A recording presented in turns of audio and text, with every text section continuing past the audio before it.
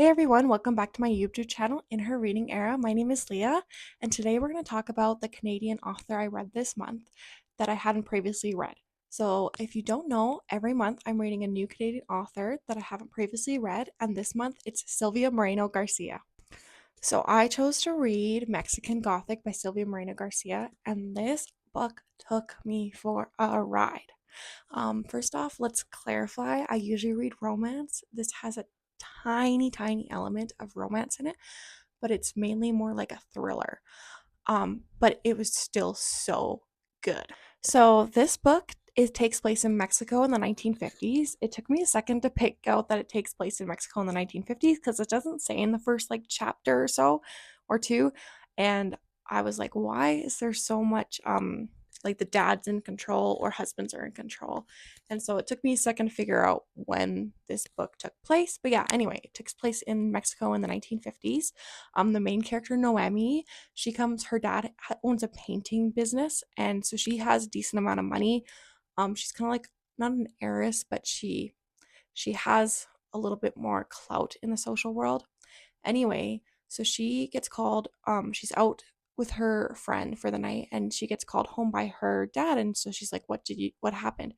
And he had gotten a letter from her cousin Catalina, and it was weird. Like things were weird. Like she was saying weird things. It sounded like she was having hallucinations. It just was not weird. And he's like, "Can you go visit Catalina and see what the heck is going on? Because I'm not really getting a clear picture. I've also um, mailed her husband, and her husband's not giving me a clear picture. So can you go check on Catalina to make sure everything is okay?" So Noemi goes to the little town that her cousin's living in, and this town is really tiny. It's old. It's broken down. Anyway, so she goes to visit the house, and this house is weird. So Catalina is married to a guy named Virgil. She goes up to the house. Catalina's husband has relatives living in the house, and I'm just gonna say it's weird. Like they don't talk during dinner. They don't do certain things, and it's weird. And so Noemi's like, "What is going on?" And I don't really want to tell too much about like what happens, but during this whole thing, she's trying to figure out why Catalina is acting the way she is. Like, does she have a mental health issue? Like, this house is weird. Like, why? Why are things happening? And weird things are freaking happening in this book. Let me tell you. So, like I said, there is a tiny glimmer of like a romance, but it's definitely not the main part of the book.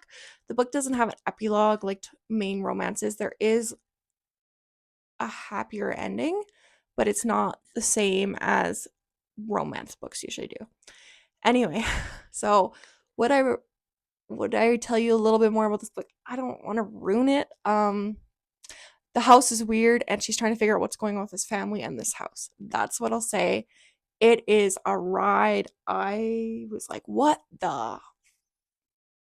going on here the whole time? And it just like I was glued. I was glued. So Silvia Moreno Garcia did a great job. I would recommend this book, no problem. Don't know how to classify it because I think there's some certain aspects to it, but I think mostly thriller. Anyway, so if you're looking for a great Canadian author to read, Silvia Moreno Garcia, and particularly this book, Mexican Gothic, is a great pick. Thanks, guys, for joining my YouTube channel. I'll see you next time. Bye.